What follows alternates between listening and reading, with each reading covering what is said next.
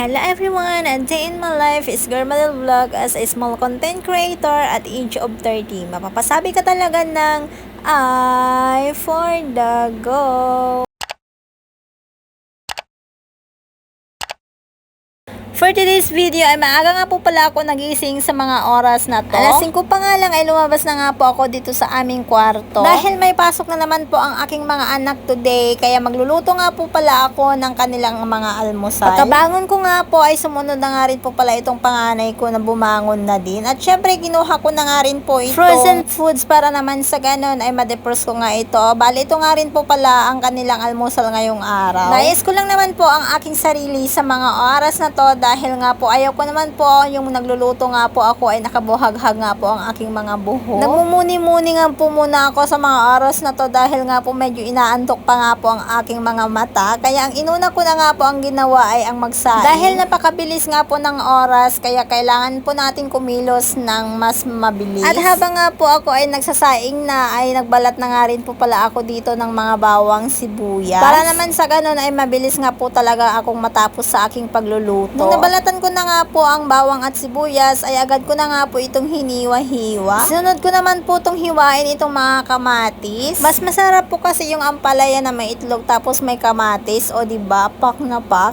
Ay, for the go. Habang nagluluto nga po pala ako ng kanilang mga almusal, ay pinaligo ko na nga rin po itong bunso ko para naman sa kain na lang sila pag ako ay matapos na nga sa pagluluto. Sumunod na nga rin po itong panganay ko na naligo pagkatapos nga pong naligo yung aking bunso. Bali itong ampalaya ay hiniwa ko na nga lang ito kagabi tapos nilagay ko nga po ito sa ref. Para ka ako kinabukasan ay agad ko na nga po itong lulutuin. Sa maniwala man po kayo ay hindi ay talagang paborito po ito ng aking mga anak, itong ampalaya na may itlog. Dahil paulit-ulit ko nga po itong ibinablog noong una ko nga po pala nagsimula sa pagbablog. Salamat po sa mga nakasubaybay po sa aking mga vlog. Simula nga po ako ay nagsimula at hanggang ngayon. Noong una ko nga pong pagbablog ay parang ayoko nga po talaga mag-vlog dahil nga po napaka-imposible naman po kung may magkakagusto nga po ang aking mga video. At imposible naman po kung may magla-like, magre-react, magko-comment, diba? Tapos pinagtatawanan ka pa ng mga taong nakakakita sa'yo sa tuwing nagbibideo ka. Pero lahat ng yon ay binaliwala ko na nga lang. Ang mahalaga ay masaya ako sa ginagawa ko at nag-i-enjoy ako sa aking pagbablog. At wala po akong inaapakan na tao na kahit sino. Di bali nang ako po yung pinagtatawanan sa aking ginagawa ay okay lang. Sabi ko nga ay wala pong imposible basta magtiwala ka lang sa Panginoon at syempre masaya ka sa ginagawa mo. Ako yung taong inaapi nila, inapak-apakan, pinagtatawanan sa mga ginagawa ko. Ewan ko ba may mga tao talaga na ganito ang kanilang pag-uugali. Pero lahat ng yun ay binurado ko na nga po sa isip ko yung mga taong mas masarap mamuhay ng tahimik yung wala ka talagang inaapakan or inaapi na tao. Di bali nang ikaw yung maapi kaysa ikaw yung mang-aapi. O siya, sa dami ko na naman po kinikwento dito, sa dami ko naman pong kasatsatan dito ay nakapagluto na nga rin po ako ng ampalay na may itlog. Isinunod ko naman po itong frozen foods na iprinito. Tulad nga po ng sabi ko sa inyo sa mga gustong mag-vlog dyan ay wag po kayong mawalan ng pag-asa katulad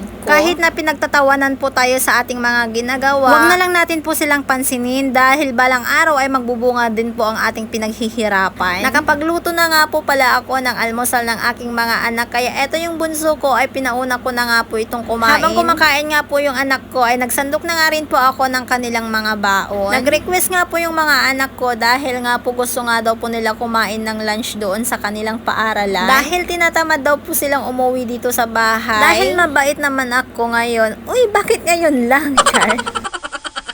Mabait naman po talaga ako pero nakadepende naman po sa tao kung paano ka nga po niya itrato. Kung mabait siya, edi mas mabait pa ako. Ganun lang yun, diba? Pero kung suplada ka, aba, gumilid-gilid ka na dahil mas suplada nga ako, charis.